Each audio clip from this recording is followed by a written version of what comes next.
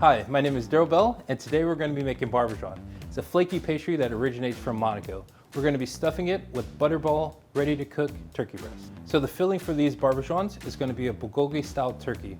So we're going to marinate it with the Korean-style marinade, which is soy sauce, chilies, garlic, ginger.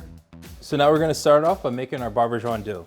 I'm going to add the flour in first, add in the oil, add in the eggs.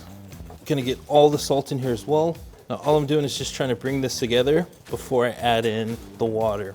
Once this is fully incorporated, I'll get my hands right in there. And then from here, I can continue to work it a little bit. All right, we'll grab our plastic, drop this on, a little more here, and then we'll refrigerate this for at least 2 hours. So while our Barbagiuan dough is resting, we're gonna start the marinade for our turkey. We've got our soy sauce here. We're gonna add in sugar, some Vegemite, black garlic, jalapenos, chopped garlic, sliced ginger, some rice wine vinegar. I've got the scallions, and lastly, some black pepper. It's time to add in the turkey breast. So now we're just gonna mix it up a little bit, and we'll let this refrigerate overnight. So here I have the turkey breast that's been marinating overnight. We're gonna add in some oil, just until it starts to shimmer. Right before it starts smoking, we're gonna add in the turkey breast. We're gonna let this get some color on high heat, and then we'll lower the temperature. Gonna give it a quick flip. Do the same thing on the other side. It's nice and brown. We don't wanna cook it all the way through because it's gonna cook again in the Barbagiuan. So at this point, it's nice and cooled. We're gonna go ahead and dice this so that we can have it ready for our filling. And again, we're wanting this not too large because it has to fit inside of our dough. So now our dough is well rested. It's really chilled down. We're gonna go ahead and take it out of here. We're gonna cut this into about 3-ounce portions. And I'm gonna consider 4 of these 1 serving. So I'll slide this here. We're gonna roll these out just to kind of get the shape. This is what you wanna start with. And then we're gonna dust it.